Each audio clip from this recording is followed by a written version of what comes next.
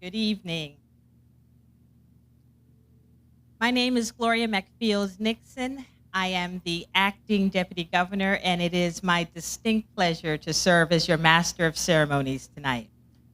So, first things first, please accept my sincere apologies. We were deep in discussions in Parliament, as you might imagine, and we had an excellent two presentations this evening on the separation of powers. We are now transitioning to our celebration about the 50th anniversary of the opening of our Parliament building.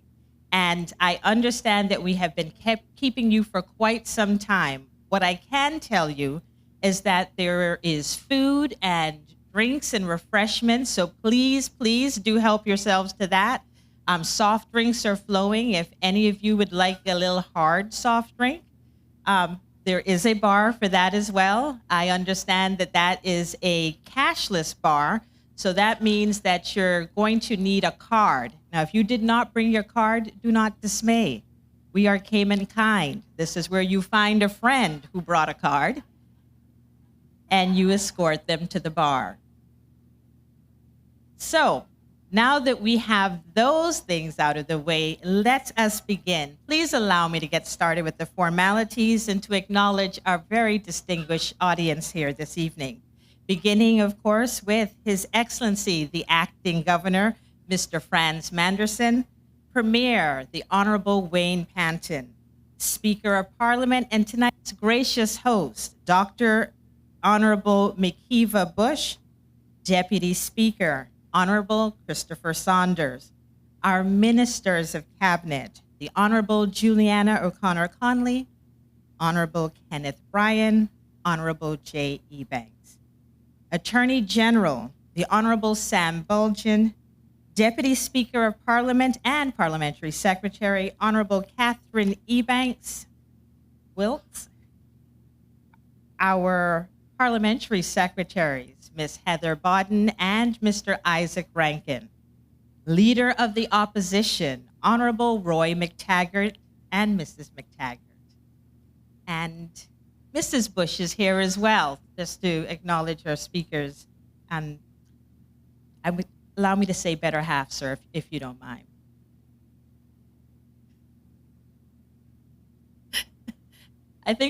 I think we might agree that Mrs. Bush is the better three-quarters, but we're not going to go there. And our Deputy Leader of the Opposition, Mr. Joseph Hugh, other members of Parliament, Ms. Barbara Conley, Mr. David White. Members of our Judiciary, Justice Richard Williams, guest speakers this evening, Dr. the Honorable Lloyd Barnett and Mr. Richard Barton, former Speakers of Parliament, Honorable Linford Pearson, Honorable Mary Lawrence, and Honorable Juliana O'Connor Conley, who wears multiple hats. Our Acting Cabinet Secretary, Mr. Jason Webster, Chief Officers, Heads of Department, Clerk and staff of the Parliament, and persons who are joining us this evening who were involved in the construction of this building. Mr. Henry Proper, Managing Director, McAlpine, Mrs. Rosemary Rutkowski, the spouse of Conrad Rutkowski, a partner of the architectural firm responsible for the design of our building. And of course, this building is only possible due to the amazing contractors we've had.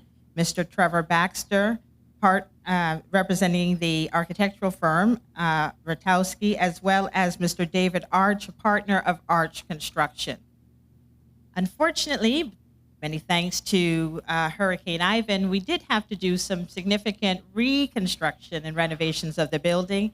And we also recognize persons responsible for that, Mr. Ian Pardew, Managing Director of McAlpine, Mr. Dave Hotcroft, Project Manager of McAlpine, and the person who was very much responsible for organizing that at the time, our Clerk of the Legislative Assembly at that time, Miss Wendy Lauer. And finally, last but not least, to all of our other distinguished ladies and gentlemen, both those who are participating and in attendance here tonight, and those who are viewing remotely and participating and watching in the celebrations online. welcome to the celebration commemorating the 50th years since the formal opening of our then Legislative Assembly building, now the House of Parliament. Good evening.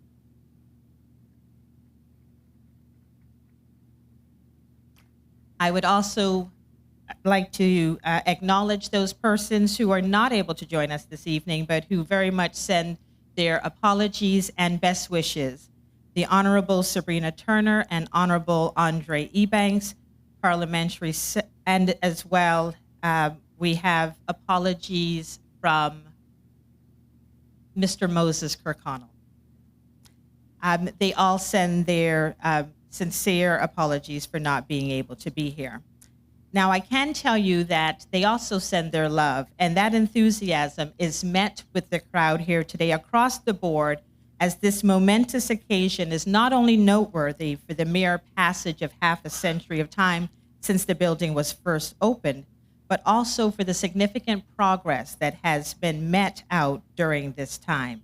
Please allow me to provide a brief explanation of how we got here. The very first assembly of democratically elected representatives took place in December 1831, after the first elections on the 10th of December 1831. The assembly at that time was a bicameral system, with the upper house of magistrates, which was made up of justices of the peace, and the lower house of vestrymen. And at its second meeting in January 1832, the assembly passed a law, and that law allowed for the legislative government and also formalized the rules and regulations governing the operations of the assembly. The assembly was required to meet at least once a year. Now, at first, the communities of Georgetown, Prospect, Boddentown, East End, and West Bay were the only constituencies that were represented in the new assembly. The North Side was included in 1865 through an amendment to the Act. But it was clear that there was a need for more representation, and so the Act also authorized magistrates to call the people in their respective districts together to elect representatives. By 1906, the Assembly had a membership of 42 persons. This would continue until 1959, when the islands were granted their first constitution. In 1863, an imperial act was passed, which annexed the Cayman Islands as a dependency of Jamaica. Following this, all legislation passed by the assembly in the islands had to be approved by the governor of Jamaica, who was now also empowered to veto legislation passed by the Cayman Assembly, or make and pass laws in the Jamaica Parliament for the islands as well. In 1898, the Cayman Islands Commissioners Law empowered the governor of Jamaica to appoint a custos to preside over the Legislative Assembly. And over the years, the site of the first meetings, Pedro St. James, fell into disrepair. By 1909, when the population was a whopping 5,500 people, the legislative officials moved their meetings to Georgetown in what is the present Cayman Islands National Museum site. And without a permanent home, the assembly would soon move again, this time to the newly built town hall, which was designed by Captain Rael Bodden, and who also laid the first cornerstone of our current House of Parliament. The Assembly of Justices and Vestry would continue with very little change in the structure over the half century, due in large part to World War II. The Cayman Islands received its first written constitution in 1959 that resulted in changes, including the Assembly of Justice and Vestry being replaced with the Legislative Assembly. The Constitution also included, very importantly, the right of women to vote and to be elected. The last sitting Assembly of Justices and Vestry took place on the 3rd of July, 1959. With the new powers of the Constitution, legislative officials required additional staff, which has always been the cry from the LA, additional staff and office space. And so the addition of official meetings of vestrymen turned members moved into the town hall, and the legislative department operated out of the administrator's office in the old government house. The final administrator and Cayman's first governor of these islands, Mr. Long, saw the representatives begin their quest for new and dedicated venue for parliamentary business. The following governor, Kenneth Crook, had the distinction of overseeing the official opening of the new House of Parliament and marking the first official speech in the building that ushered in a new chapter of legislative history. So, tonight we gather to commemorate the 50th anniversary of the opening of our legislative building. And it is noteworthy that 50 years ago, when they were opening this building, the then Assembly's clerk was none other than the Honorable Sybil McLaughlin, who would go on, of course, to also be the first Speaker of our Legislative Assembly and Cayman's second national hero. We are standing on hallowed ground. We are observing and making history. Ladies and gentlemen, thank you so very much for coming out today to be a part of these celebrations. As you will have seen, we have come a very long way in a relatively short time. We would like to move on with the program, and I would now invite Minister, the Honorable Juliana O'Connor Conley, to offer prayer.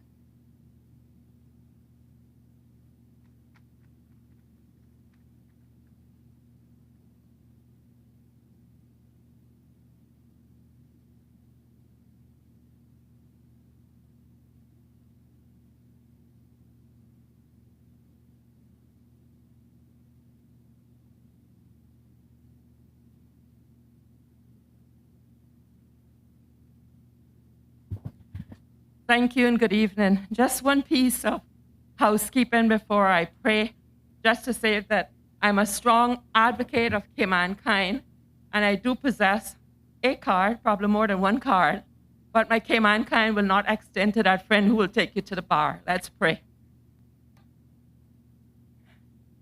Almighty God, today we come in a celebrative mode. We pause to acknowledge your deity, for the goodness and mercy and grace and faithfulness are new every morning. We thank you for assisting us to enjoy a vibrant and full democracy in this jurisdiction, one that have evolved over the many decades. Lord, we thank you for the opportunity that we can come today and celebrate 50 years of parliamentary democracy here in our beloved Cayman Islands. And Lord, now as we transition into a time of meeting and greeting and enjoying our culture, to be able to celebrate this historic event, we pray that in all we do, that you would be in the centerpiece of it all, and that our modus operandi would be to find your purpose and fulfillment in our lives. Grant us continued peace and tranquility, success and prosperity, health and resilience to all that may come. For these mercies and anticipated blessings, we want to be careful to say thanks in the mighty name of Jesus with thanksgiving. Amen.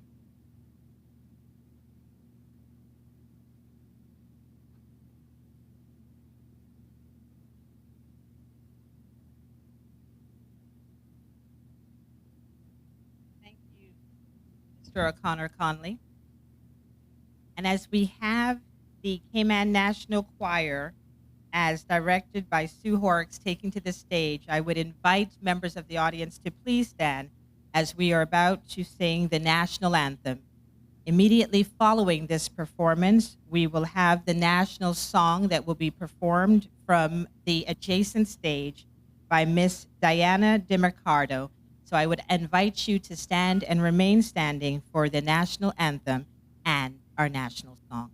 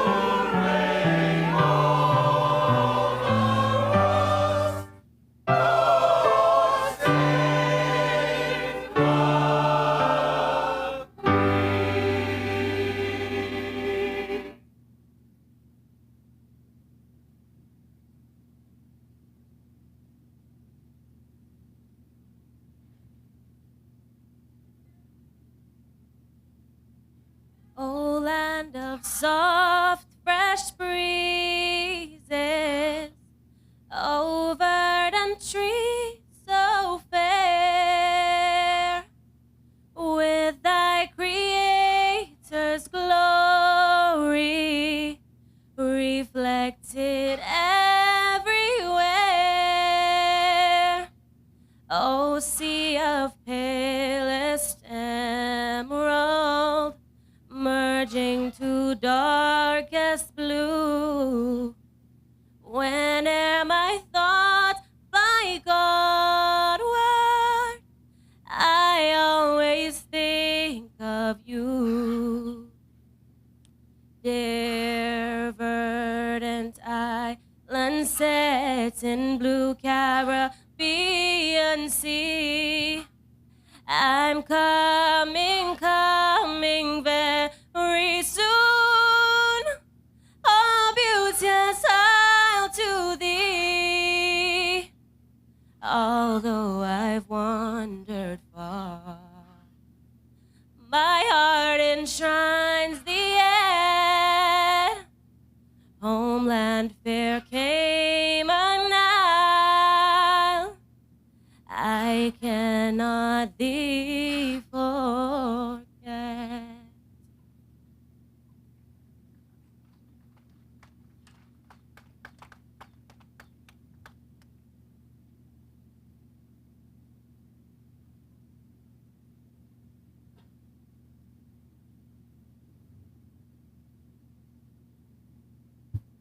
Please be seated.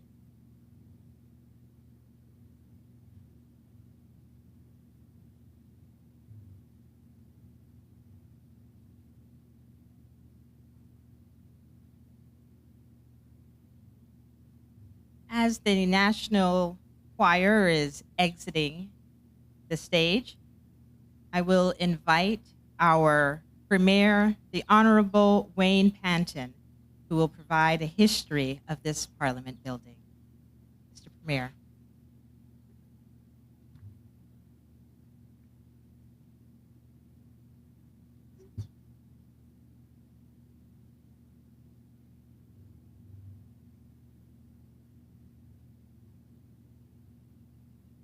Madam Master of Ceremonies, you have done an amazing job as usual in dealing with protocol, and I will certainly not waste your efforts.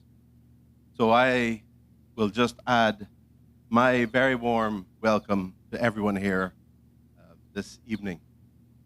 We have had an amazing presentation, one in which our level of erudition, our level of learning and knowledge has certainly been very positively impacted. And I want to add my thanks as well to the two distinguished presenters, our own Mr. Barton and our guest, Dr. Barnett. Thank you both very much. Ladies and gentlemen, this is, I think, a perfect afternoon, perfect evening for us to be able to join together and celebrate the 50th anniversary of this amazing building. I remember as a boy, albeit sitting in the back seat of my parents' car, driving by, seeing the work being done on this building, and probably wondering what it was. And little would I know at that time the significance it would play in the history of our country and probably in my life as well. So let me say the materials that and techniques that were used in its construction were quite a change from the way we used to build solid buildings in the past, wattle and daub structures, and then subsequent to that, the brick and mortar or concrete block and mortar approach. This building, as, as has been noted, is made of reinforced concrete, poured pretty much entirely by hand. That must have been an arduous task at that time. But let me tell you, while what we have had this afternoon represents a level of transfer of knowledge, level of edification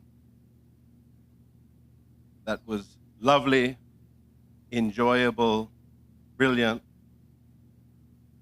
This building has been, over the decades, certainly the recipient of a lot of political jousting, a lot of expressions with a lot of passion of perspectives. Some of us might even call it bellowing.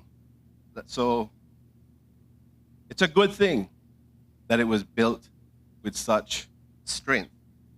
It had a lot to endure, and it has certainly played its critically important role in our history. Ladies and gentlemen, I've had the honor and privilege of serving in these hallowed halls from 2013 to 2017, when it was the Legislative Assembly. And again, obviously from 2021, in its now current nomenclature, the House of Parliament until this day. I am here to serve my country and our people. Before we talk more about the history of the building, what I'd like to do is just remind us of what was happening around the time period that this building was being completed in 1972. You know, we had had the new Constitution introduced, under which Cayman was governed by a legislative assembly, had an executive and a governor. We also introduced our currency board in 1972, which was the obvious precursor to our own Cayman Islands currency. The census report for the population of the Cayman Islands at that time was 16,677. It is amazing the level of growth this building has witnessed. It has really represented a foundational change in this country, which I think has served us very well. Now, in the years before the construction of this building, as was noted previously, the legislature did not have its own dedicated location from which to conduct parliamentary business. That first meeting famously was held at Cathedral St. James Castle, which we recognize today as a very fond and lovely landmark in our country. That is where the Assembly of Justices and Vestry continued to meet until the start of the 20th century, when they moved to what was called George's Town, into what is now the National Museum. That building was a multi-purpose building. It served as a post office, library, savings bank, church hall, commissioner's office, and the courthouse. Fast forward 2 decades, legislative meetings were moved to the town hall, adjacent to us now, called Constitution Hall. And administrative offices were established in the government house. Unfortunately, that burned down just 1 week prior to the official opening of this Parliament building. It was right over there in the town hall that the winner of the architectural competition for the Legislative Assembly and the courthouse was announced on the afternoon of the 3rd of September, 1970. The competition began as discussions with the Executive Council, later renamed Cabinet, and the Administrator, Mr. Athelstan Long, in 1969, who would prioritize the establishment of a new and permanent home for the legislative and judicial branches of government. A visionary approach, for sure. They wanted two buildings, one for the Legislative Assembly, which was to include a chamber of the House and a separate courthouse. The competition for the two buildings was led by Mr. Peter Bino, president of the Commonwealth Caribbean Architectural Association, and by Mr. Mostyn F. Campbell, chief architect for the Jamaica Ministry of Communications and Works. The jury to judge the designs consisted of Mr. Bino and Mr. Campbell, as well as Cayman's own national hero, Dr. the Honorable Roy McTaggart, and Mr. Arthur Hunter. There were 43 applications submitted from 10 countries. Of these, there were 17 finalists, each with a wide variety of concepts and utility. The designs were made anonymous to the jury with no branding on the submissions. In the end, an award of merit was granted to Chalmers and Gibbs of Cayman, and the first prize was granted to Ritowski, Bradford and Partners of Jamaica, who were awarded 2,000 Jamaican dollars. The firm went on to design the former government administration building, which we affectionately refer to as the Glass House. I wish to recognize two individuals who are here with us this evening, I understand. And that is Mrs. Rosemary Ritowski, wife of the late Mr. Conrad Ritowski, and Mr. Trevor Baxter, who would join the firm as a partner when they relocated to Cayman. As for the construction, this iconic building was built by McAlpine Cayman Limited, an arch construction. Together, these firms made history. And I believe it was McAlpine's first project in Cayman. The historical aspect of it wasn't just that it was their first project in Cayman, but obviously, as we noted earlier, it was the first building designed to be built, and actually built out of reinforced concrete rather than the traditional block and mortar structure. This advancement in construction was probably best suited for this Honorable House of Parliament.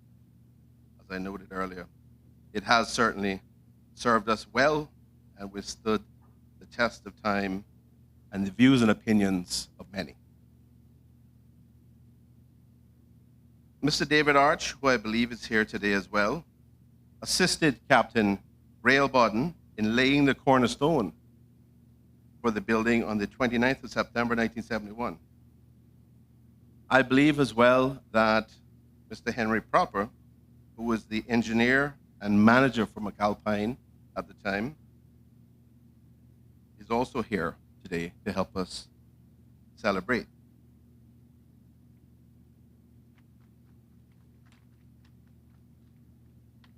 Now, when construction was completed, there was an enormous celebration here in front of this new building on the 31st of July, 1972. Very much similar to this evening. On that day, Governor Crook was accompanied by the Governor of Grenada, Dame Hilda Bino, to officially open the new Legislative Assembly. Some 31 years later, the building would undergo the renovations as noted by our Madam MC, and that was again carried out by McAlpine under the supervision at that time of Mr. Ian Pardew and Mr. Dave Hoptroff.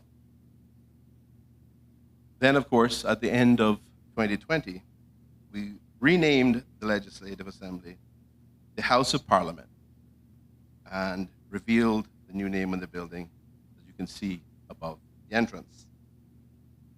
For 5 decades, ladies and gentlemen, this building has housed the most important and vital functions of an effective and active parliamentary democracy. 5 decades of speeches, debates, reports, bills, accountability, passage of laws, lyings in state, and all other aspects of Parliament. This building, ladies and gentlemen, has indeed served the people of our Cayman Islands well, and I'm sure will continue to do so far into the future. Thank you very much for being here with us this afternoon to celebrate the significance of this honorable House of Parliament and its 50 years of service to these Cayman Islands. Thank you very much.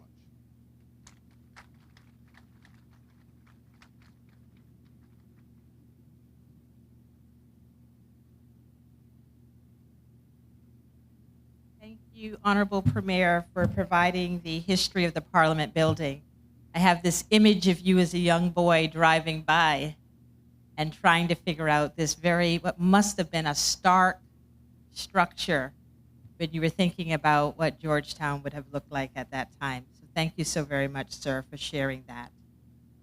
I also would like to just draw to your attention, for those of you who may not have noticed, that we do have an artist that is working in the background. Mr. Broad is doing a live summary, a live picture of tonight's proceedings. And so as we are participating in tonight's program, he is capturing this with a painting that will be presented later on in the presentation. So this I've never seen, so I'm really looking forward to that, Mr. Broad. I'm looking forward. Thank you, sir. So yes, please. Moving on, we now have the unveiling of the plaque commemorating the 50th anniversary of this building. And I'm so sorry, Premier, you just got back to your chair. I'm going to have to once again invite the Honorable Premier, Honorable Speaker, the Honorable Deputy Speaker, and Madam Clark to please come forward to unveil the plaque. Now you will note that there are 2 other plaques already on the building. One of those plaques was from the original opening of the building on the 31st of July, 1972, and the other plaque was placed there on another momentous occasion not that long ago, the 4th of December, 2020, when the building was renamed the House of Parliament. Today we will now unveil the plaque commemorating the 50th anniversary of our House of Parliament.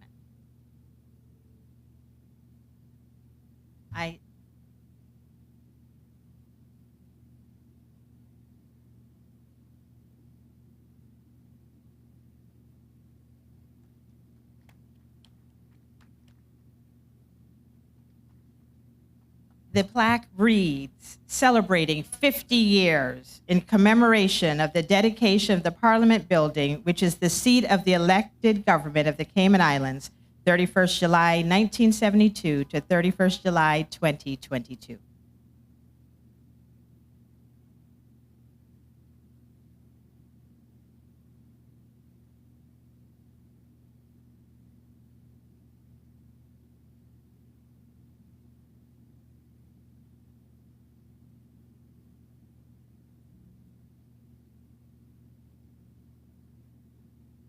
Thank you, Honorable Speaker, Honorable Premier, Deputy Premier, and Madam Clerk. We will now have the recognition of our living former parliamentarians, those persons who paved the way that made today possible. And to pay those respects in recognition of our living former parliamentarians, I'll invite Minister, the Honorable Kenneth Bryant.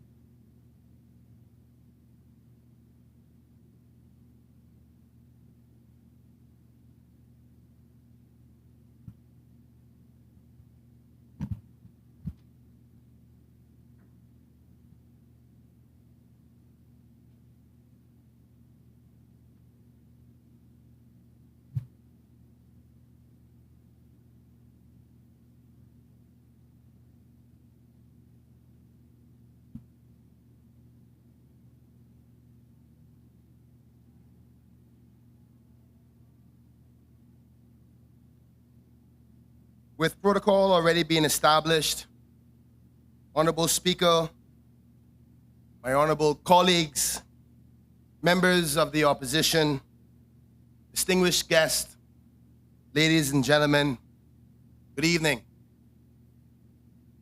It is such a pleasure to see so many of you gathered here today to mark the 50th anniversary of our Parliament building. It's my privilege to say a few words to recognize the former elected members of this honorable House and to acknowledge their sterling contributions that they have made to the advancement of the democracy in our country. While Pedro St. James is rightly regarded as the birthplace of democracy in the Cayman Islands, this iconic House of Parliament is the place for which our system of government has grown up and matured. If the walls could talk, our former Legislative Assembly building, now recognized as the Cayman Islands House of Parliament, would surely have much to reveal about all that have taken place within its hallowed halls since it was officially opened some 50 years ago. Today, it is fitting that we come together as a community to celebrate its significance, both as an iconic landmark and an emblem of our parliamentary democracy. The word democracy comes from the Greek words demos, meaning people, and kratos, meaning power, and is why the concept of democracy can be thought of as power of the people, or a way of governing which demands the will of the people. While there are many forms of democracy in today's world, no two systems are exactly the same, and no one system can be taken as a perfect model. But one thing that most modern democracies have in common is the use of representatives, whereby citizens vote to select individuals to represent their interests and their concerns and govern on their behalf, creating, as the good Abraham Lincoln so neatly put it, a government of the people, by the people, and for the people.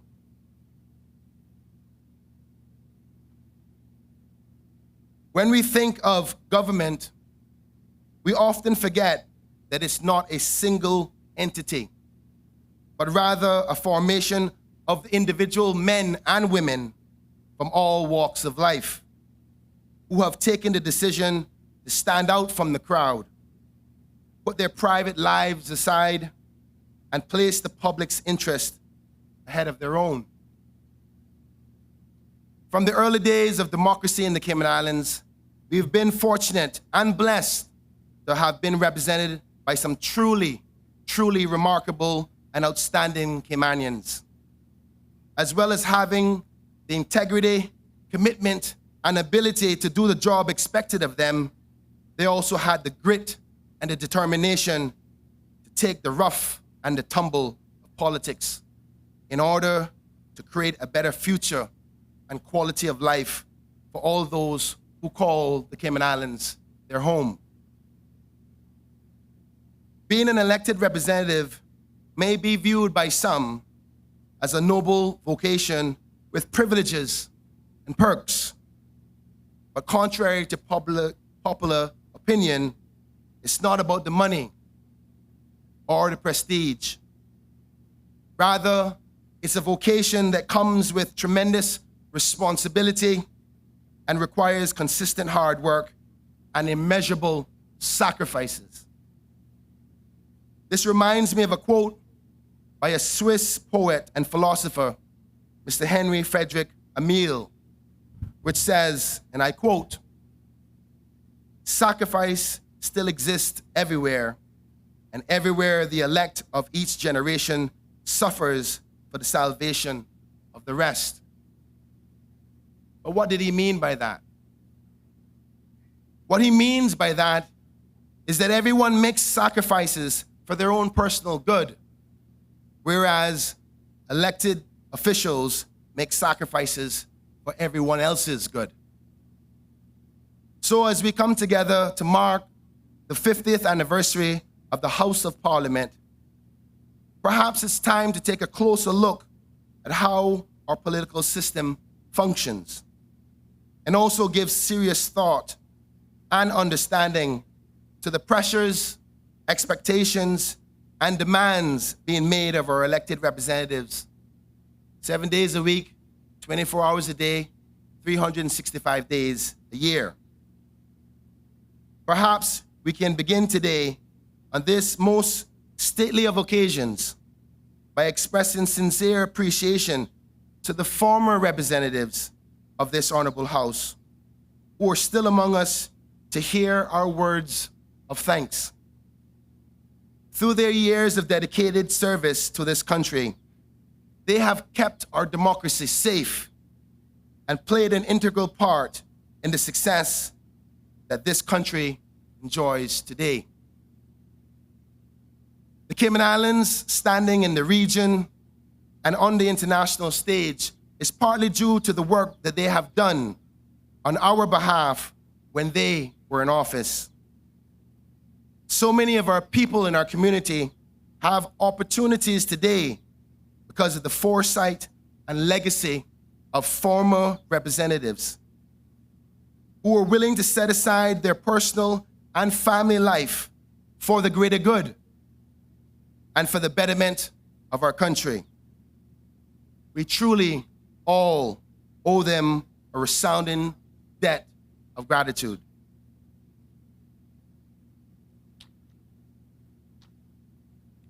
In relative terms, very few are called to be a part of this fraternity, and even fewer make it past the steps of this honorable House. For those that have, despite the challenges and sacrifices that they faced, I'm sure it is a responsibility that they have felt honored to hold on behalf of the good people of the Cayman Islands. Again, I say it is important to highlight them while they can hear us and feel the appreciation they so richly deserve. Please allow me this opportunity to highlight the former living elected members of Parliament.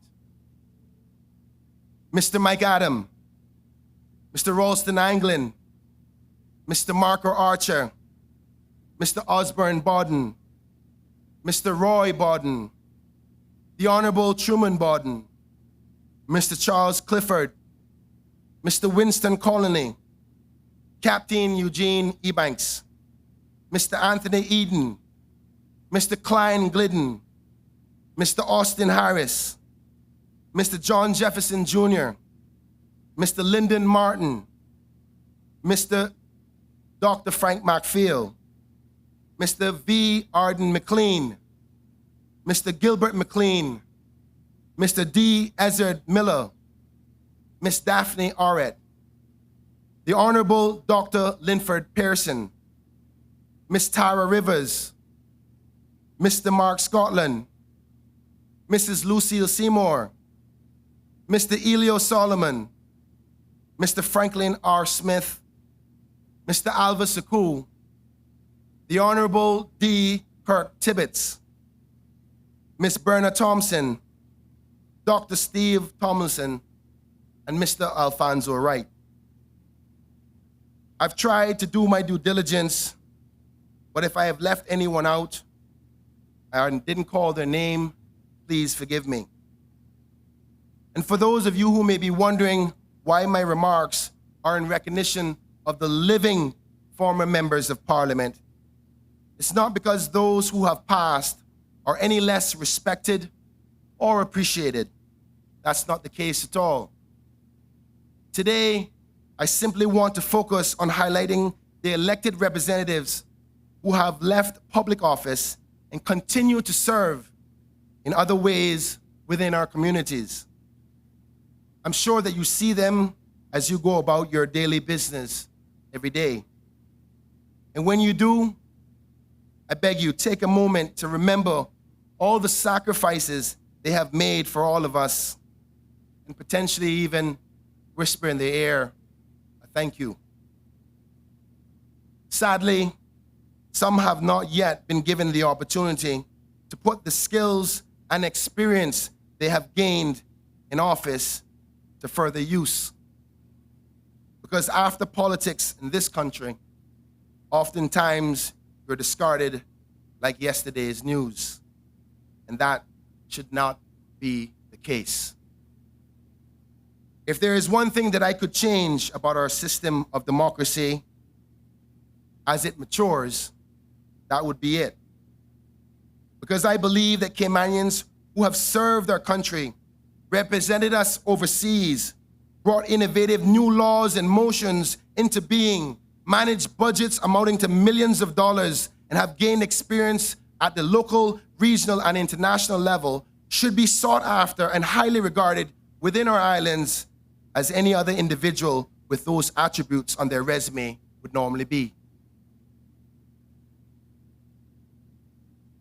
Unfortunately, we're not quite there yet. But I live in hope that we too will learn to value our former representatives post-public service, as many other jurisdictions currently do. In the meantime, as your fellow colleague, I'm filled with pride and I'm honored to pay this token of respect to you. From my current generation to the elected representatives who've come before me. And from the bottom of my heart, I want to say that I love you, I recognize you, and because I understand what it takes to walk a mile in your shoes, I take this opportunity to publicly thank you on behalf of the good people of the Cayman Islands for the time that you diligently served this country. Thank you, and may the Almighty God continue to bless you all. Thank you, and good evening.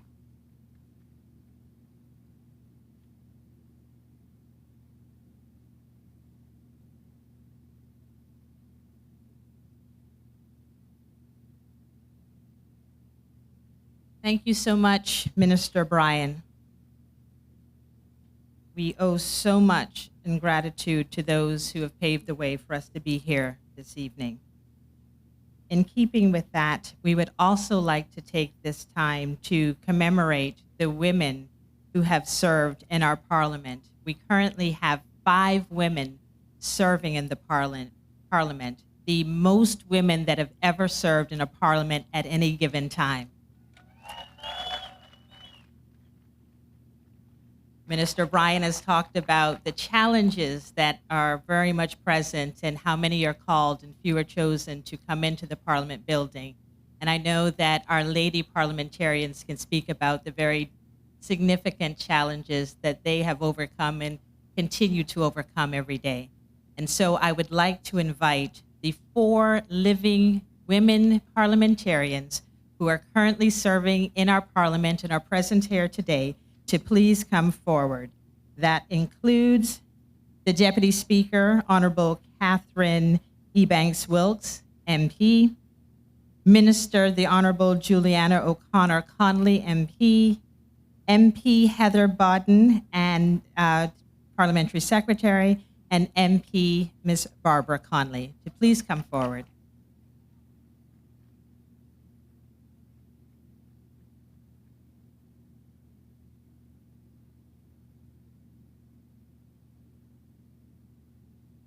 I am imagining what it was like the first time they walked up here. I remember each of them being sworn in. I have been following Honorable Minister Juliana O'Connor Conley for quite some time in her career. She was the first person to have filled in all positions as a Speaker of our Honorable Parliament, as a Minister, and as a Premier of these islands. Thank you so much for your service.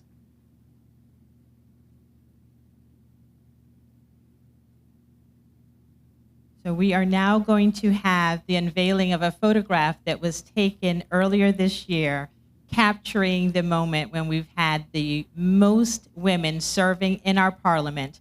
We also invited past women parliamentarians to be a part of that moment, to capture women who have served in parliament. And we invited our current clerk as well as past clerks. And coincidentally, since the first female clerk in the Commonwealth, who was our own national hero, since she has held that position has only been held by women in our parliament. So without further ado, the photo from our lady members of parliament.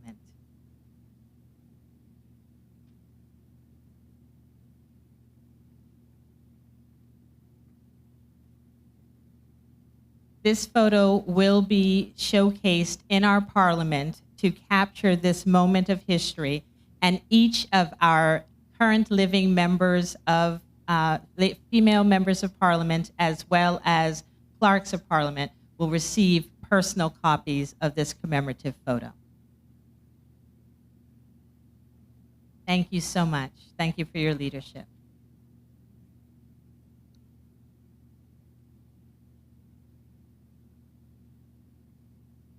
And in the theme of recognizing those who have served, I will now call upon the speaker, the Honorable Dr. W. McKeeva Bush, to offer the memorial, honoring those who've served before and are no longer with us.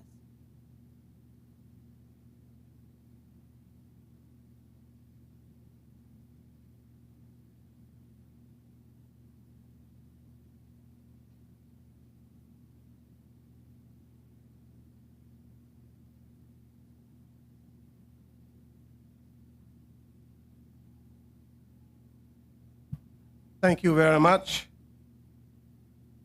Master of Ceremonies.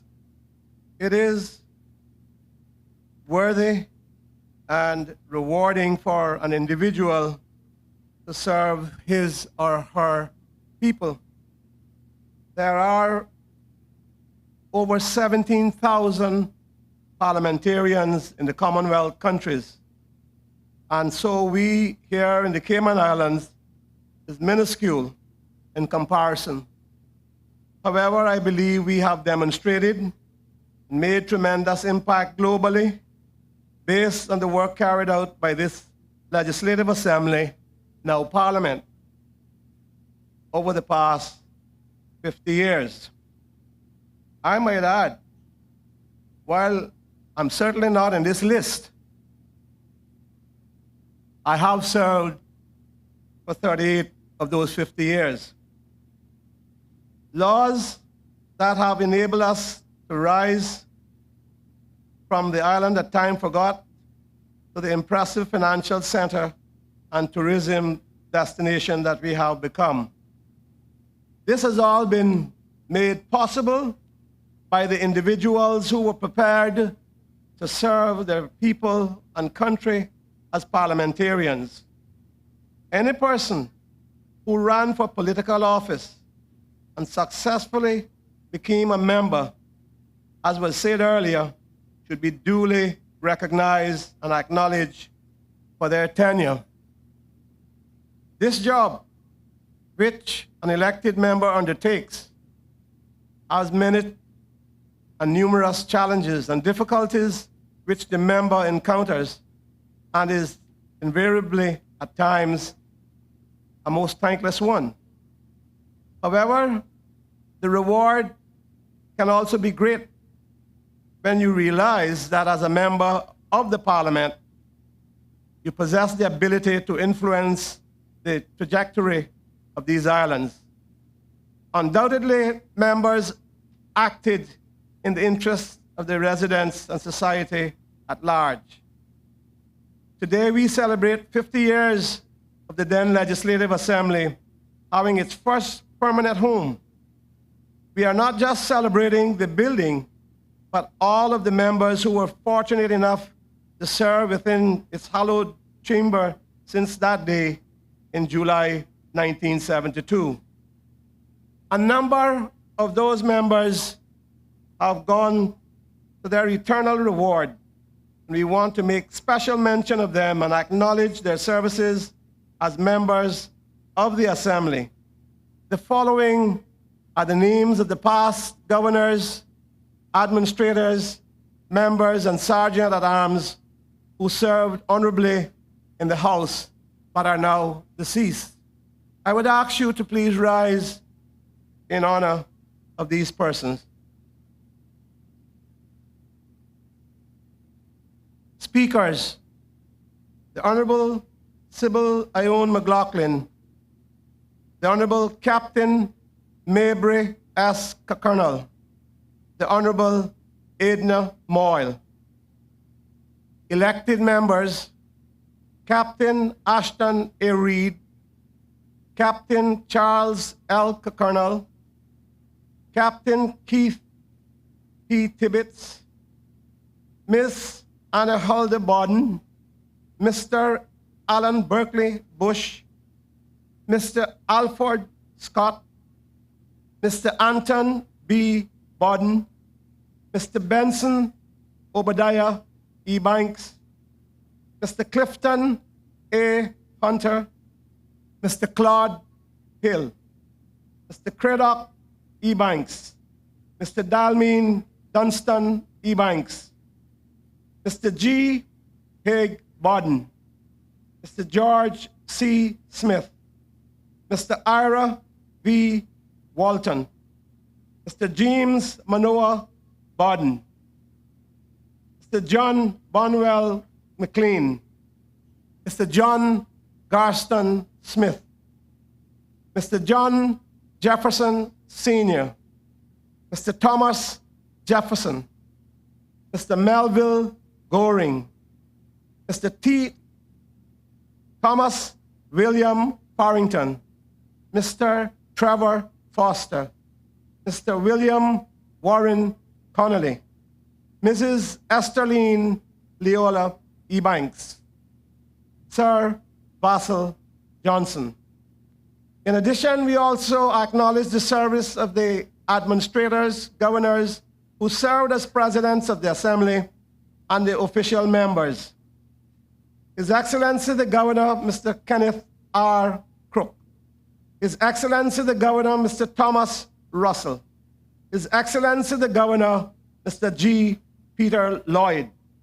Official members of the House, Mr. Desmond V. Watler, Mr. David R. Barvick, Mr. Dennis H. Foster, Mr. G. E. Waddington, Mr. Michael J. Bradley, Mr. Richard W. Brown, Mr. Thomas C. Jefferson, Sir Basil Johnson. We also pay tribute to the former Sergeant-at-Arms who have passed away, Mr. Walsham Connolly, Mr. Radley Garzong, Mr. Sybert Watler, Superintendent Vernon E. Banks, Mr. Klein Astor Glidden Sr. We pay tribute to these persons who gave much to their country. may they rest in eternal peace. Thank you.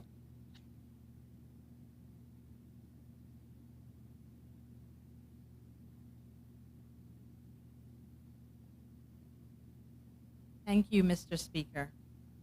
It is most appropriate that we should pay our respects to those who paved the way. Now, ladies and gentlemen, I have the distinct pleasure of telling you this completes the speeches for the evening, and the entertainment portion will now commence. I am also been told that we are on standby. We will very likely have the fireworks soon, so we may have to, between acts, bring you the fireworks because we are eager to have the fireworks where the young ones are still with us. I've seen several children in the audience. I'm putting you on notice that when we get the go-ahead that we can do the fireworks, I'm going to ask any children who are in the audience to please join me on stage and help me with the countdown. So I'm hoping you'll be my helpers tonight, because as we have heard tonight, both our honorable premier and as well as our honorable speaker have shared what it has meant watching this building be created 50 years ago.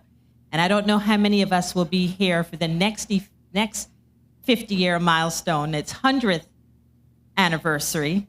And if we are here, I'm not sure how many of us might remember it. So we better get these children to help us commemorate so we have the living history of our parliament. So for the young ones and the ones that feel young among us, please be on standby for when we're ready for the fireworks. We'll invite you to the stage to help us with the countdown. Now, without further ado, it is my distinct pleasure to welcome back Cayman National Choir, who will lead us in the song Hallelujah by Handel.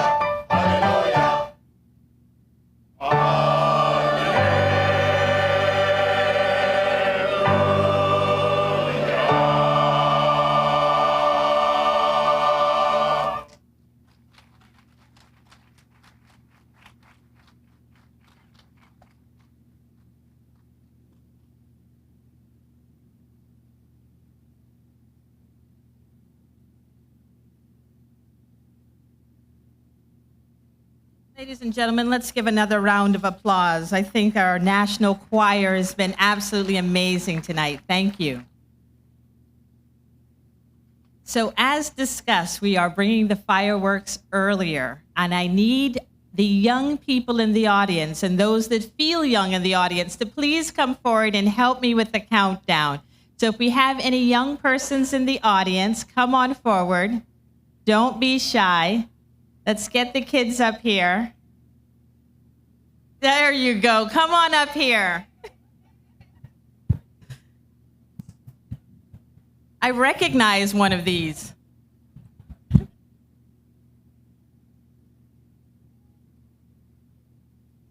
Hello. Thank you so much for being so brave. What's your name? Dylan, Dylan. Wow. Thank you, Dylan. How old are you? 7. Dylan is 7 years old. Can we give a round of applause to Dylan? And what's your name, young man? Grayson, And do you have the best mom in the whole wide world? yes.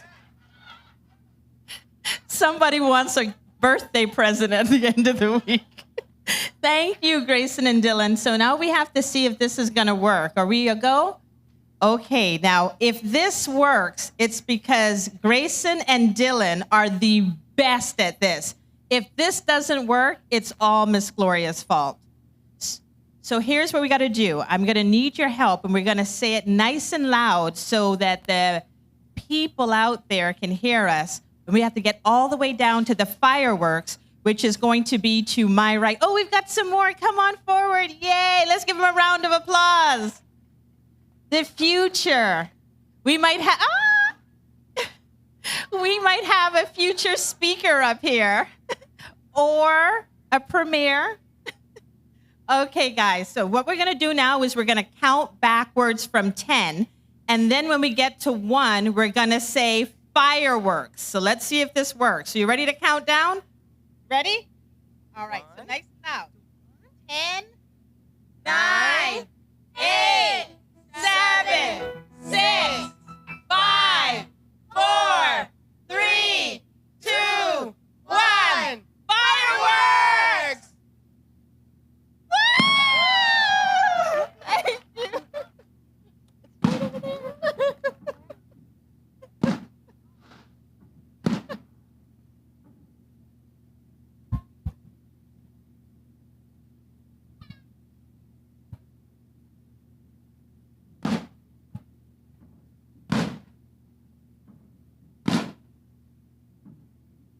If you can't see, feel free to come forward some more. It's a beautiful fireworks show from here.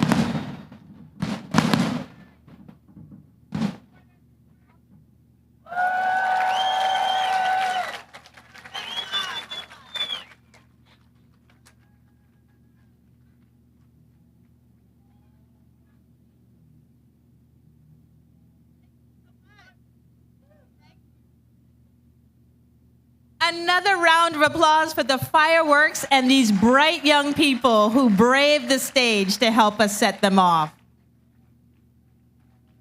Thank you. They're so cute. And we're going to continue now with the musical performances. So, without further ado, I'm going to invite the Joanna Clark primary family to take the stage, and they are going to be performing "To God Be the Glory." Let's give them a warm round of applause as they take the stage.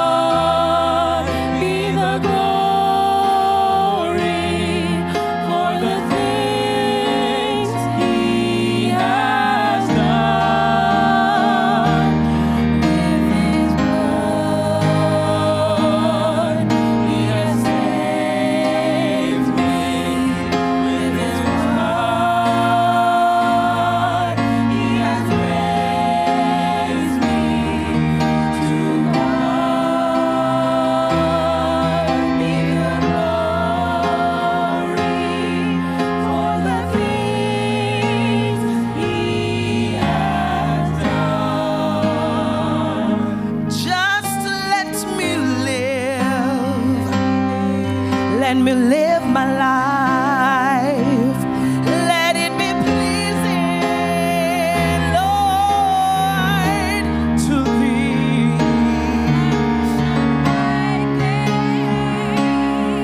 Any praise, let it go to Calvary.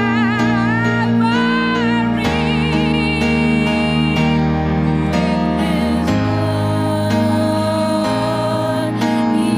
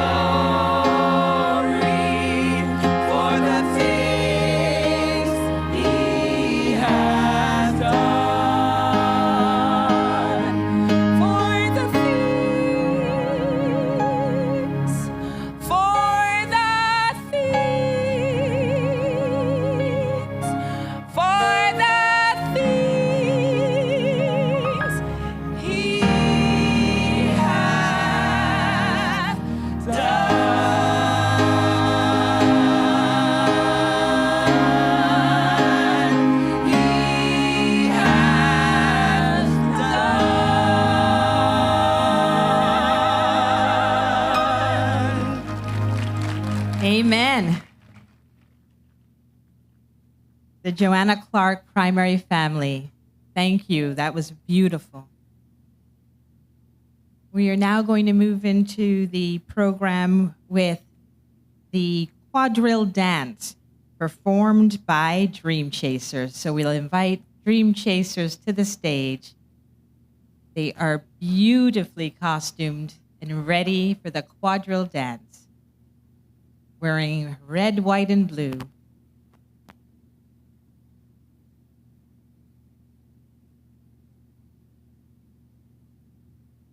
Ladies and gentlemen, another round of applause for our quadrille dancers.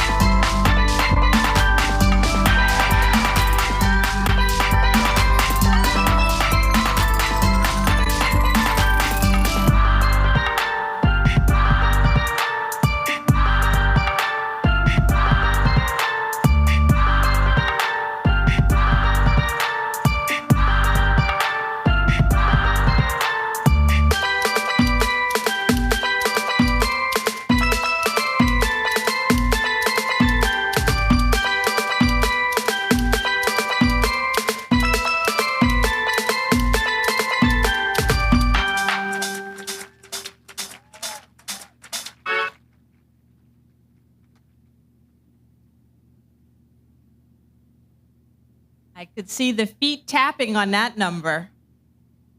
Excellent job by Dream Chasers.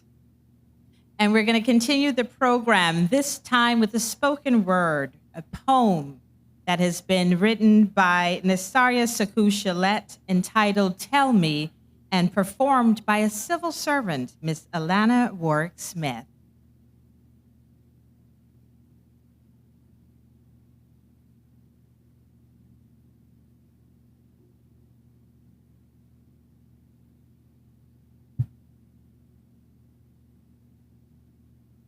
Good night.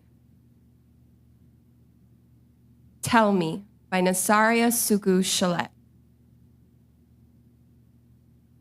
Take me back to the past, Mama, and teach me the olden ways. Take me back to the past, Papa, and tell me about those days. Tell me all about climbing cliff. Tell me your story's true. Paint me a picture so vibrant and clear, so I'll never forget to remember you.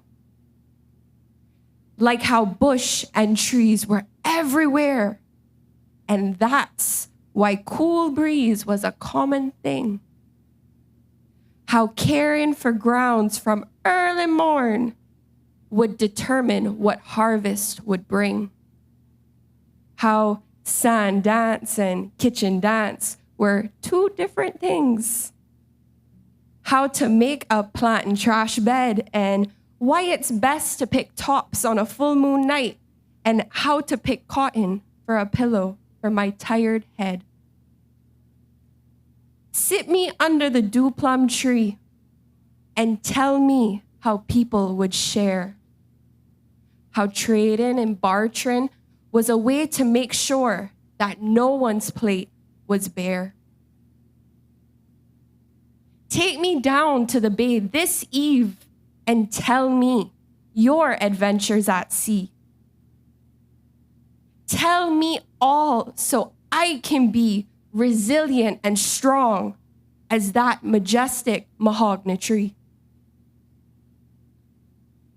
Tell me all about our heroes, Papa, before we knew what a hero was. Tell me about hard work and meager times and how they were still filled with love. Tell me about birth and death, Mama. Tell me about pinking the sheets.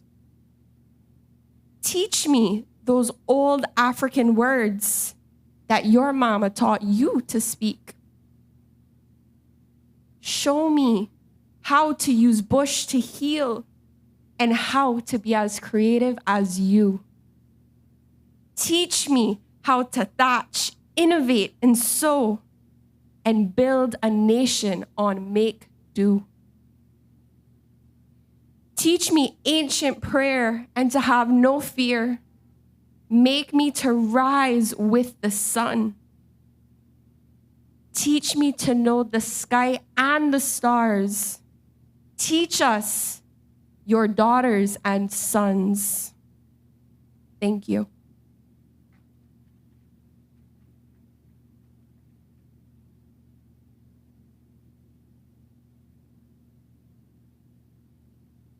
Thank you so much for that. That was beautiful, Alana. We are now going to go on with dance, and you've seen our young ones taking the stage. They have been staying up into the late night with us from Sir John A. Cumber Primary School and doing the dance entitled, I Know Who I Am. Ladies and gentlemen, give them a round of applause.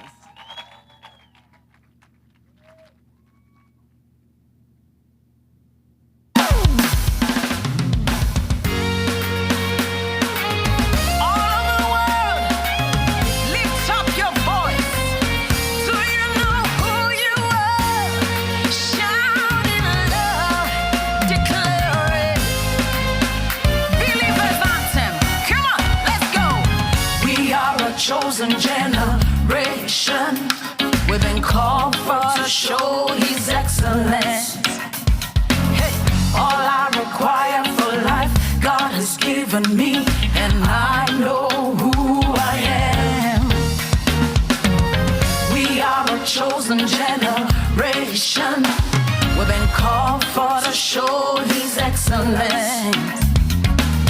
All I require for life, God has given me, for I know who I am. I know who God says I am, what He says I am, where He says I'm at. I know who I am. I know who God says I am, what He says I am, where He says I'm at. I know who I am. I'm walking in power, I'm working miracles, I live a life of favor.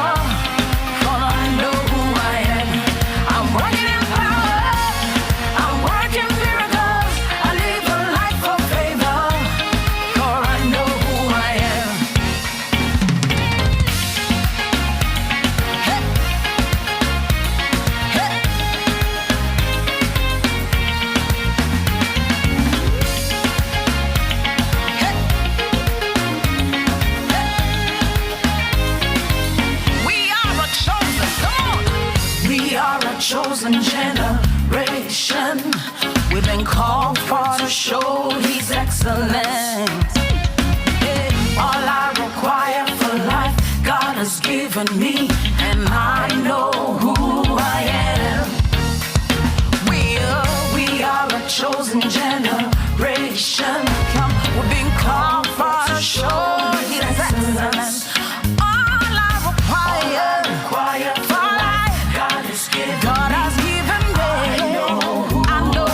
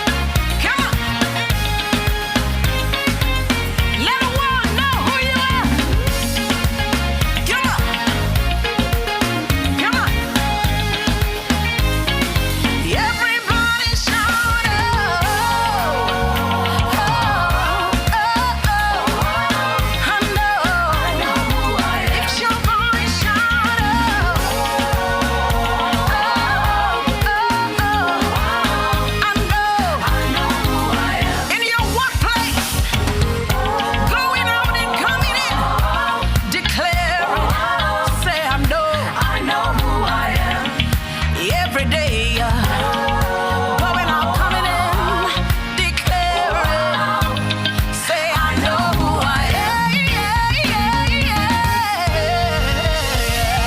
I know.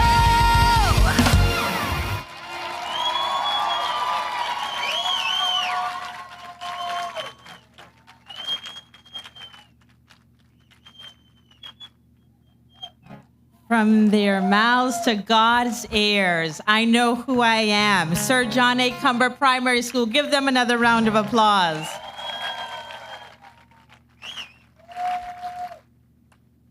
I will tell you, keep your eye on that school and their children. I had the privilege of visiting their campus recently to do some reading, and I have to tell you, those children are on fire. They are amazing. So kudos to them and to their teachers. Excellent job. I know who I am. Amen. We're continuing now with the song. We're going to go to a traditional song now, performed by Miss Betty Ebanks and family. The song is entitled "The Little Limestone Schoolhouse by the Sea."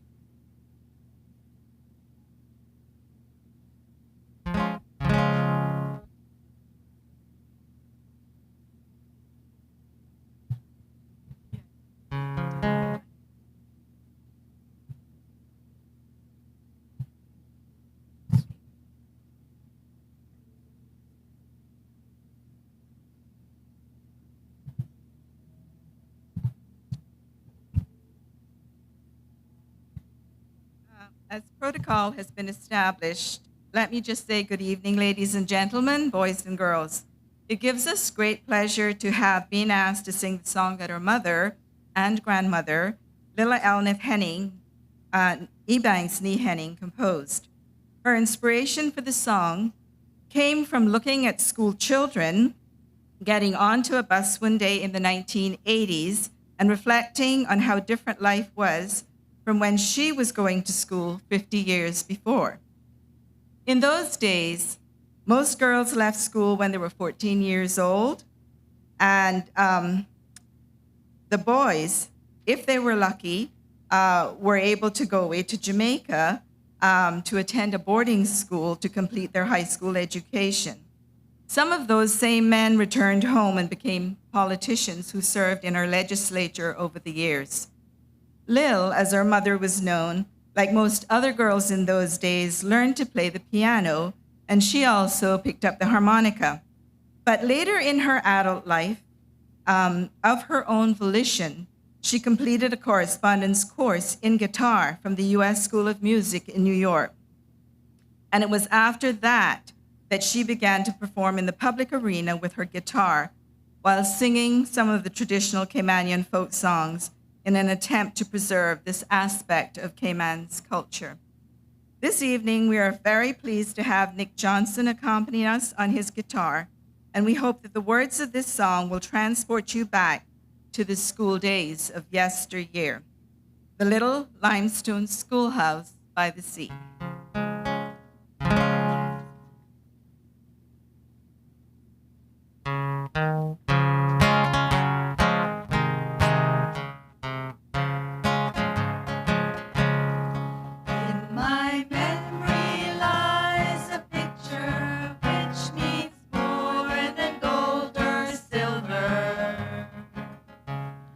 Of the little limestone schoolhouse by the sea.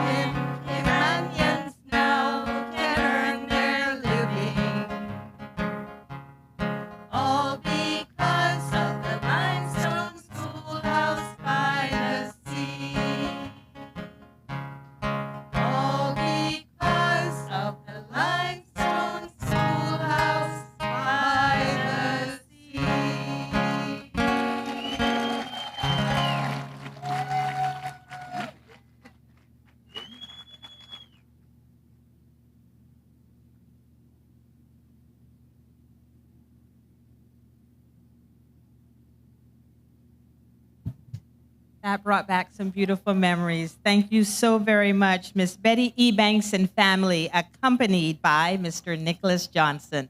Another round of applause. Thank you. It was beautiful.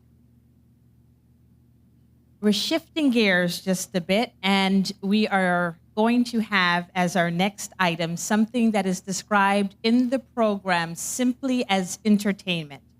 This has been very hush-hush, and so I am like the rest of you with bated breath as we now welcome to the stage Mr. Matt Brown.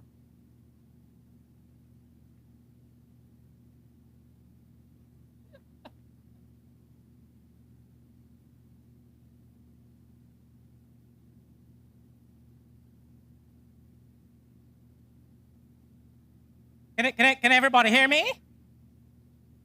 I want to say hello and obviously welcome. First of all, I would like to thank Parliament for inviting me and I'm here to bring out some of Cayman's history. After all, I was here the whole time, looking through the window. And I know that some of you do not believe me when I talk about Cayman's history, and they say to me, Mr. McField, Dr. McField, how can you be so sure? You know what I tell them? I was here. When Columbus came, I was here. I told him go back, and I don't speak Spanish, and he told me, Senor, tranquilo. He says, sir, slow down. I said, no. If anything, I will speed up. You came here. It was only me. 12 turtles, 3 iguanas, and me. And I've seen the country grow. When Spain ceded the Cayman Islands to the British, who do you think did the legal work?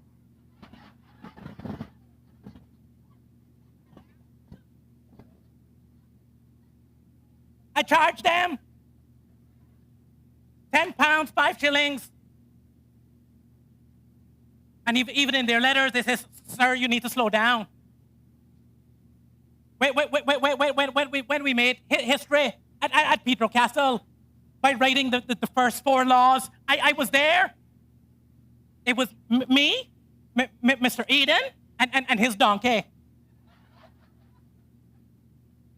And everybody took part.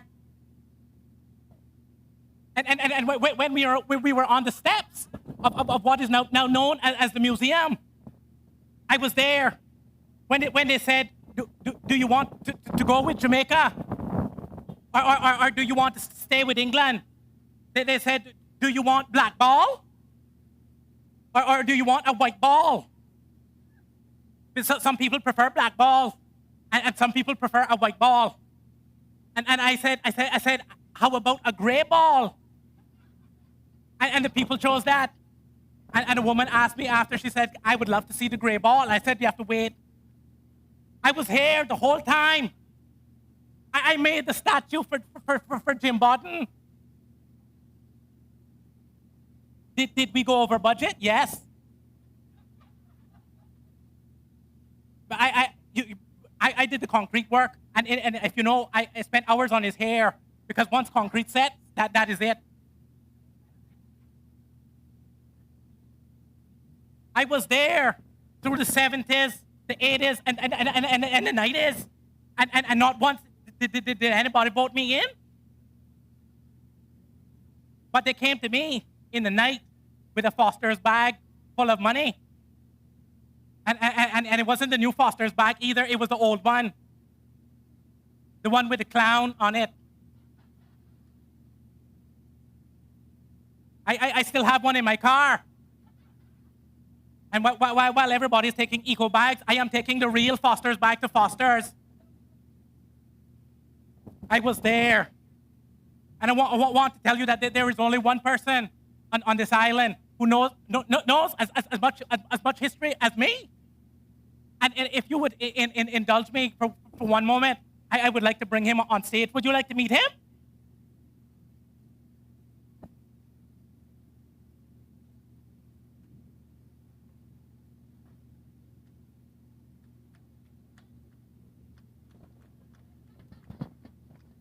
Good evening.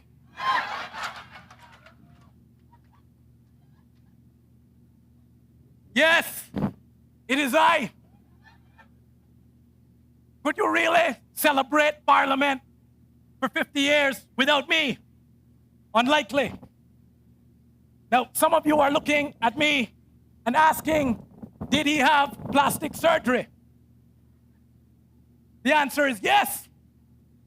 It was done by Dr. Devi Shetty at Blue Cilantro.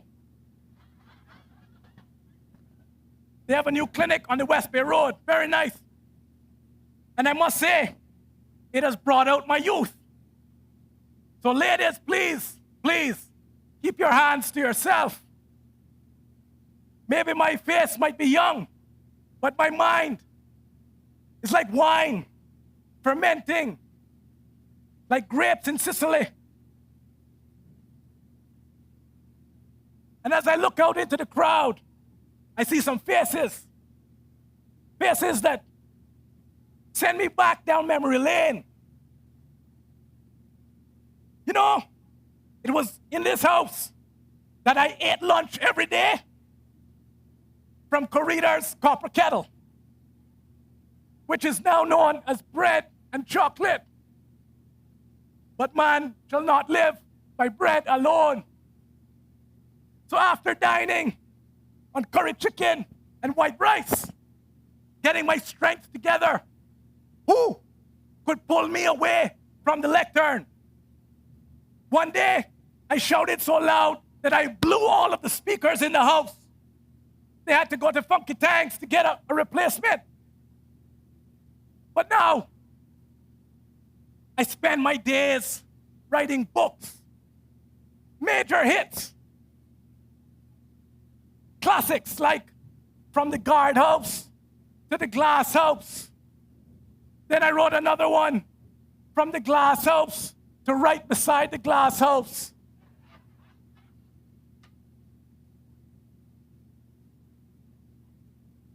You can pick that up at Amazon or at Foster's. So tonight, I want to give you a bit of my new work. I have produced an audio book entitled Parliament Bashment, featuring some of my dear friends. So I want your voices to be heard.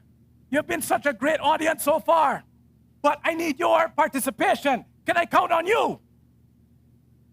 Whatever I say, you shout back yes. Can I have your assistance tonight? What you do when you see your friends on the stage, will you make them feel welcome? Okay.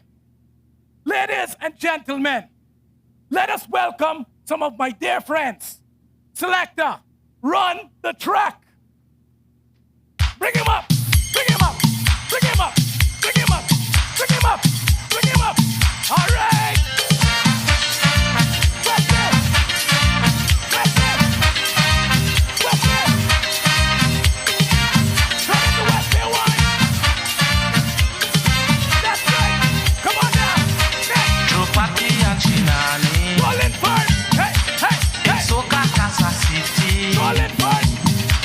Advantage in the village.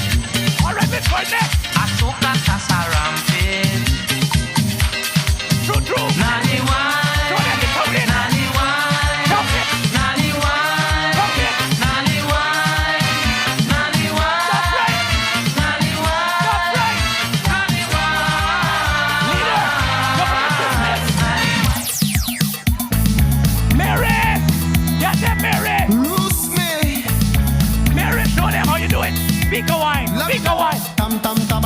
Aye. Aye. Aye. Lucille. Show them how you play netball on the court. Netball. Netball. Women's rights, Lucille. Take a wine. The big man. Show them the premier wine. Aye. Aye. Aye. Aye. The opposition wine. Okay. Opposition wine. Wine. Show them how to cross the floor. How you cross the floor. Hey. Hey. Hey. Show them how to get to the opposition. From government, opposition. From government, opposition. Oh yes. Opposition wine, Joey. Fix the traffic. Fix the traffic, Joey.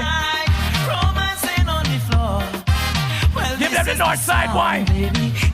Oh, Cayman Rock is in the house tonight. Julie.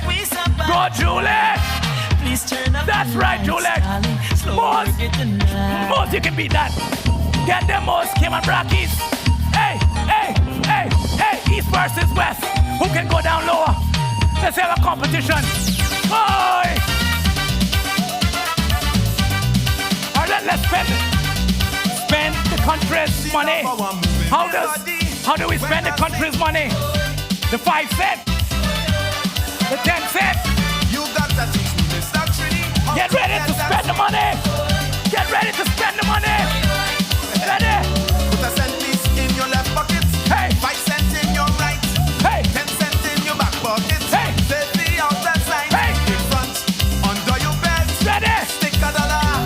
Now count if you want to learn. I explain to her.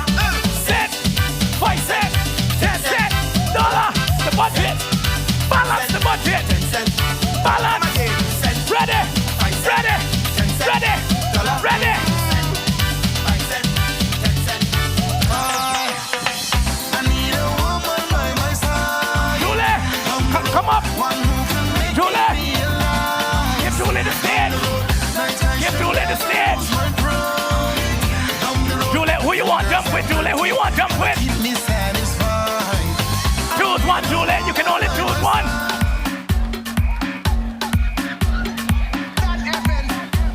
All right. Oh, Sir Kenneth.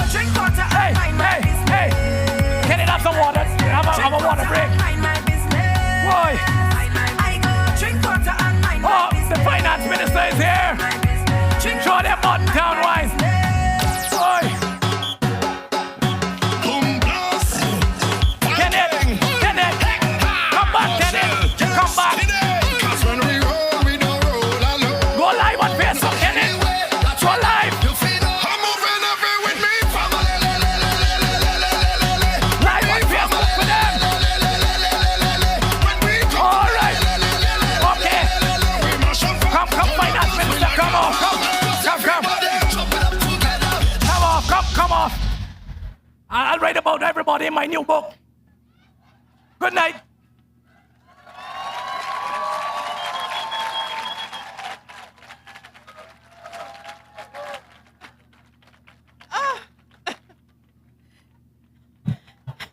I was not laughing one bit. I see now why that was described simply as entertainment. And I have consulted the Attorney General and been advised that no civil servants were used in the production of the last piece.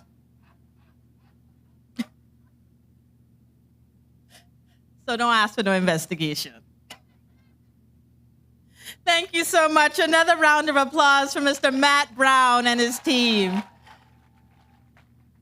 Truly, truly remarkable, one of a kind. Run down, come to Parliament. And now we're going to have our Cayman folk singers changing the tune just a bit with Come Back Home and HMS Sparrow. So we're going to invite Cayman folk singers to the stage.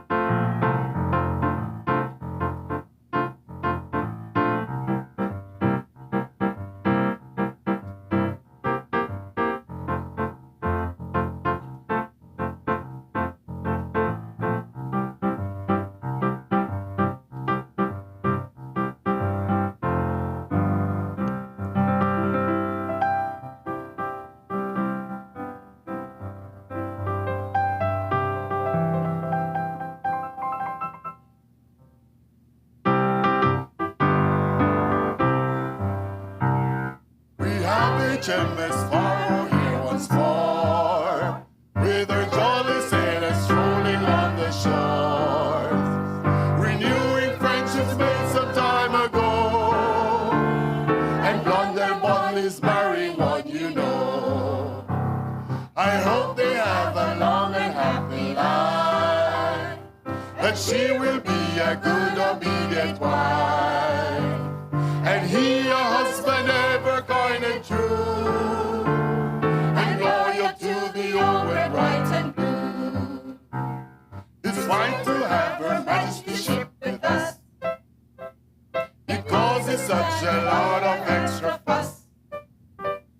The sailors strolling gaily down the street, with Cayman Islands maiden fair and sweet, with Cayman Islands maiden fair and sweet.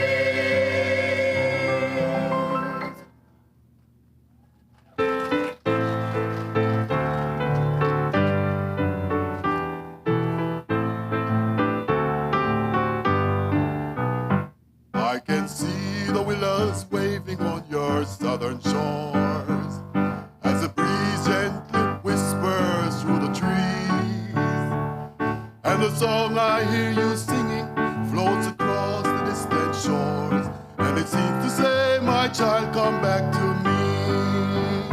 Come back home to your islands, for I long to see you walk upon my sand, for my shores they belong to my children, and my children belong to Grand Cayman.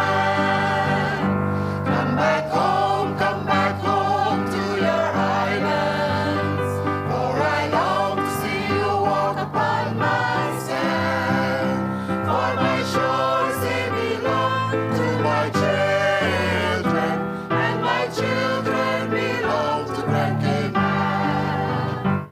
I can smell the salty air upon your harbor, as the northwest winds blow across your seas, and I can see the foaming white caps as they break against your shores. Like a distant drum I hear them call to me.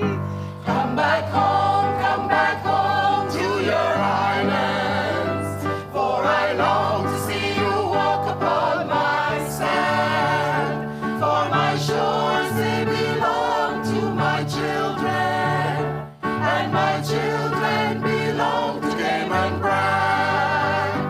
Come back home to your islands, for I long to see you walk upon my sand, for my shores they belong to my children, and my children belong to Cayman Brand. And although a distant sea has come between us, and I've been to many ports and many lands, I can see your West Bay beaches and shiny coral sand, and my heart it longs for you, oh Grand Cayman. Come back home to your islands, for I long to see you walk upon my sand, for my shores they belong to my children, and my children belong to little Cayman. Come back home to your islands, for I long to see you walk upon my sand, for my shores they belong to my children, and my children belong to little Cayman. For my shores they belong to my children,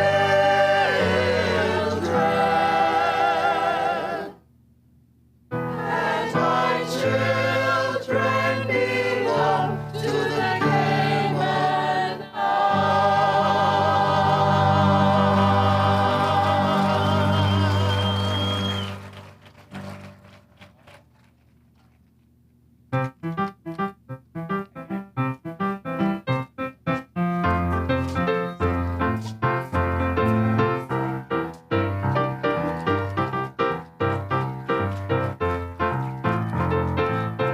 put your hands together for our folk singers, the Cayman folk singers. They get better every time I see them. Amazing. So we know that our culture is one that is constantly evolving. And as we go from our traditional folk songs, we are now going to bring back on stage the Dream Chasers, who this time will be doing a more contemporary piece called Dance Vibes. So we'll bring back onto the stage the Dream Chasers.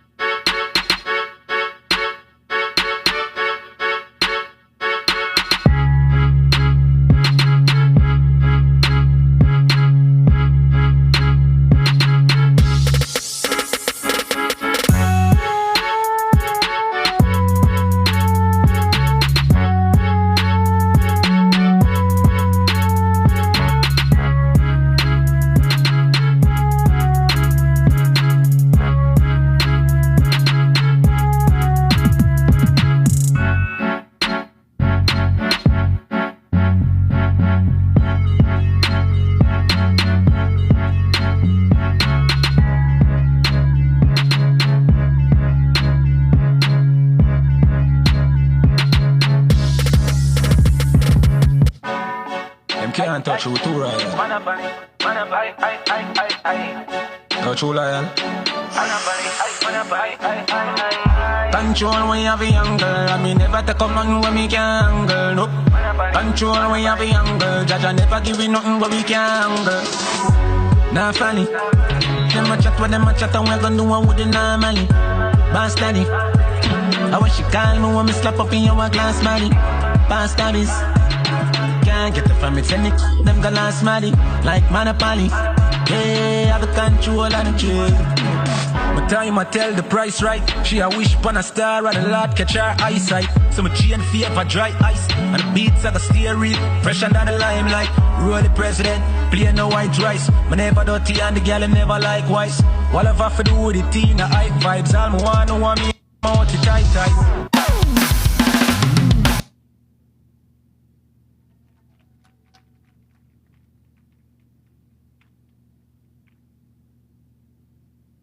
They've got the moves. Dance Vibes performed by Dream Chasers. Thank you so much, Dream Chasers.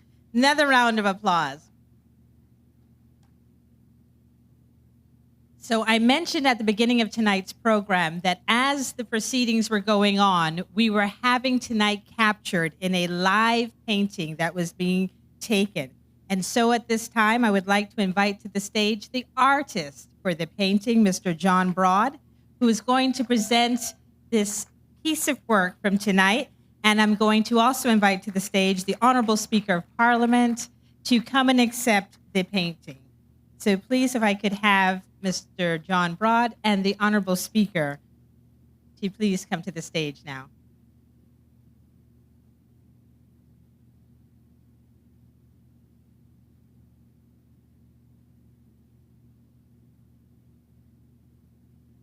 I cannot wait.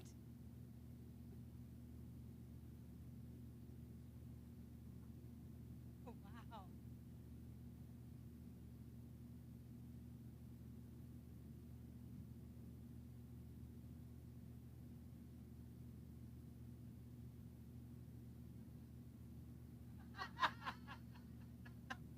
You guys wanted to see it too? It's a work in progress.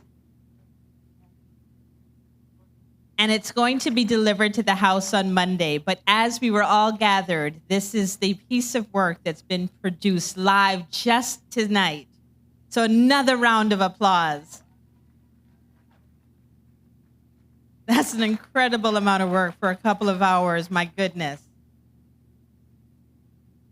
Mr. Speaker, please don't go anywhere. It's not on the program. But I just wanted to pause for a moment because I realized that there are so many people that work behind the scenes to make tonight possible.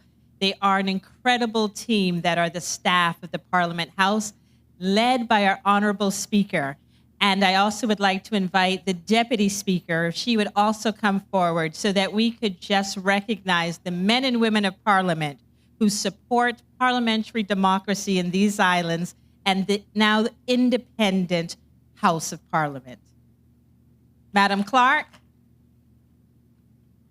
and the team from Parliament, those fine men and women who make this possible, who support our Speaker, Deputy Speaker, and the members of Parliament.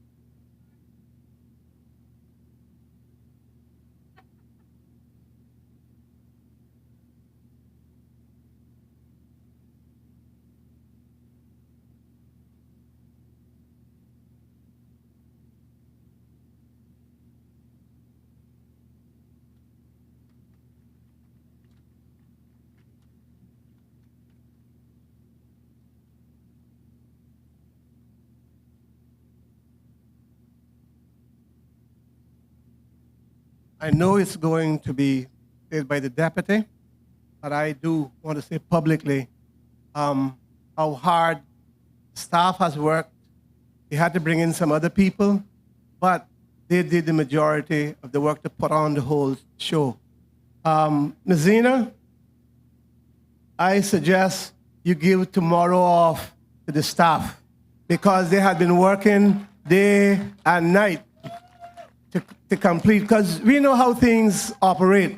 We plan for months, and we plan for months, and really, it don't get done till the last couple of days. And that means, or a couple of weeks, or a week, and that means that some people are up day and night doing the work. And so I suggest give them some time off.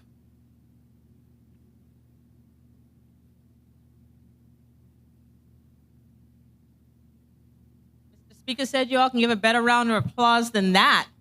And I agree.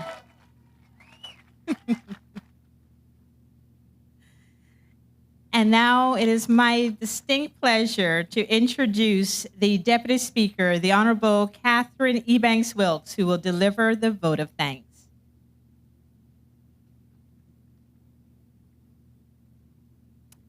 Thank you, Ms. Gloria. Protocol already having been established, I just want to say how wonderful this evening has been. And I'm so happy that I was able to be here tonight to enjoy the event that has been put on by the committee. First, I'd like to extend a big thank you to our Madam Master of Ceremonies, who did an amazing job in managing this evening's proceedings. And she had all participants on schedule as best she could.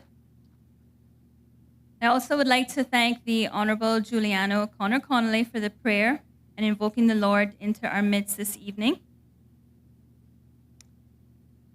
We know that an event of this nature and magnitude takes effort and planning, and as the speaker just said, the team here at Parliament has worked extensive in preparing for this event tonight. So I just want to acknowledge the Parliament Organizing Committee for all of their hard work and ask everybody to just give them another round of applause, please. I don't know about you all, but I really enjoyed the music tonight, and I didn't get to hear the steel pan presentation, but all of the other events that were on the stage were great. So I also want to say a special thank you to Mr. Lapierre, who had the steel pan instrument performance. Also, special thank you to the National Choir for singing the national anthem, and to Miss Diana DiMicardo for singing our national song. The historic perspective of tonight is significant in relation to Parliament. Therefore, we are most grateful to our Honourable Premier for delivering an impressive story on the evolution and history of the House of Parliament.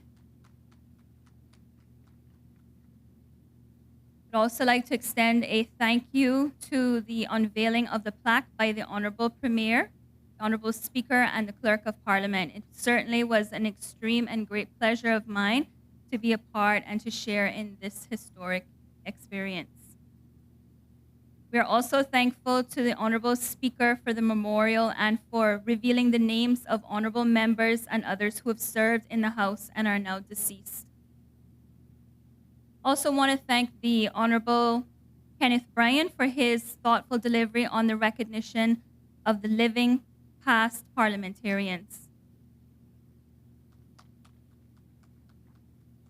There was a lot of items on our program tonight, so I'm trying to be as quick as I can. I know everybody is wanting to conclude the service ceremony.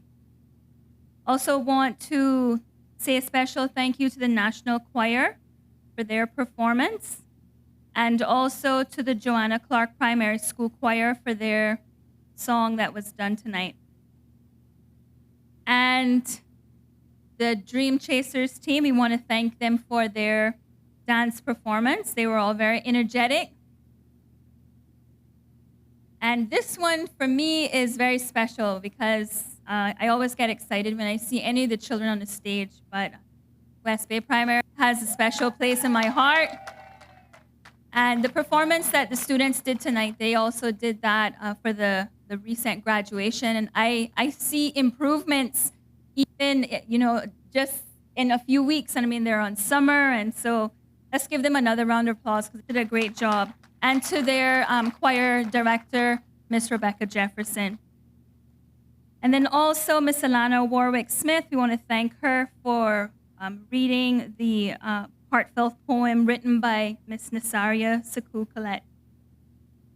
And then the song that Miss Betty Banks and her sisters sang, I loved the lyrics. I don't know how many of you here tonight have ever heard that song before. Beautiful, beautiful lyrics. Confession, I'd never heard it before, but I think it's something that we need to be hearing more frequently. And then Matt Brown with his entertainment. I was just sitting there waiting to see who else was going to come up on the stage. Happy that I didn't make it up there tonight. And to the National Folk Singers, we want to thank you. Always get excited and have a patriotic feeling when we see the National Folk Singers come up and sing these native Caymanian songs.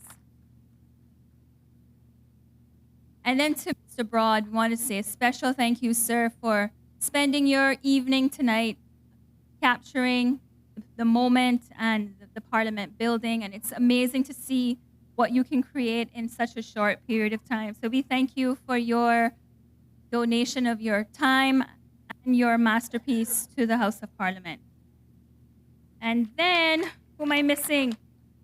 Massive hopscotch celebrations, Cayman firepower display for the entertainment, and thanks to the vendors, Barnes Bartender Services, Miss Melva Dixon, Cayman Cabana, and Island Taste, who provided the drinks and refreshments, and not to mention Michael Lammy's performances, which are always remarkable. I attest to that as well. Love to hear Lammy.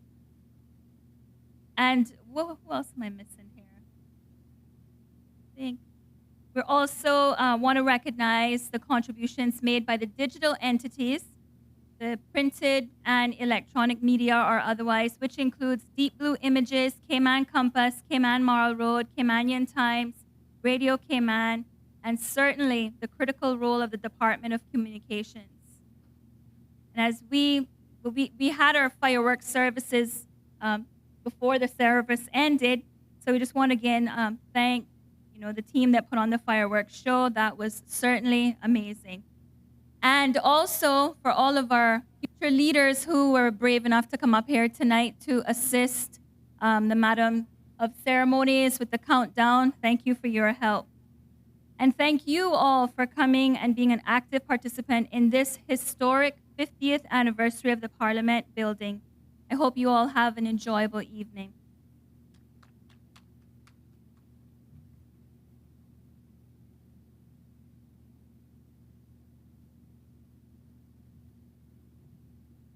Ladies and gentlemen, that concludes tonight's festivities. There will still be music playing, so please feel free to stay and enjoy that. But otherwise, thank you. You've been an amazing audience. Thank you all for coming out to celebrate the commemoration of 50 years of our Parliament building.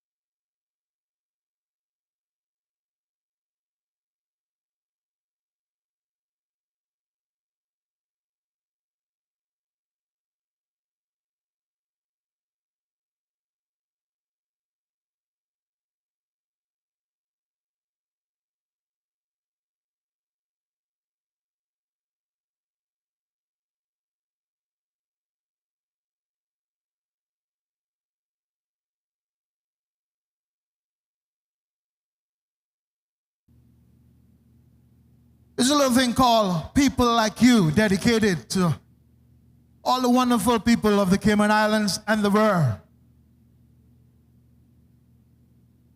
Yeah. We call this one People Like You.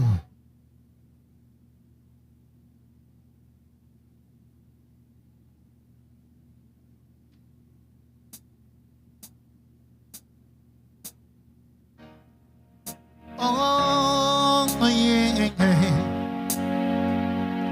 yeah, yeah, yeah. Oh, yeah. Want you to listen to the word of this song. If you give a little more than you take, and if you try to fix more than you break, if you're the kind who takes the time to help a stranger in the rain, there's a place for people like you. If you stand up for those down on their knees, and if you lend a voice to those who cannot speak, and if you shine a little light, give sight to the ones who lost their way, there's a place for people like you. I heard up there the streets are made of gold. When you get there, there's a hand to hold. I believe when your days down here are through, there's a place up there for people like you. If you walk around with your heart on your sleeve, and if you're trying to be the change you want to see, and if you lay down your life full of so someone could be saved, there's a place for people like you. I heard up there the streets are made of gold. When you get there, there's a hand to hold. I believe when your days down here are through, there's a place up there for people like you.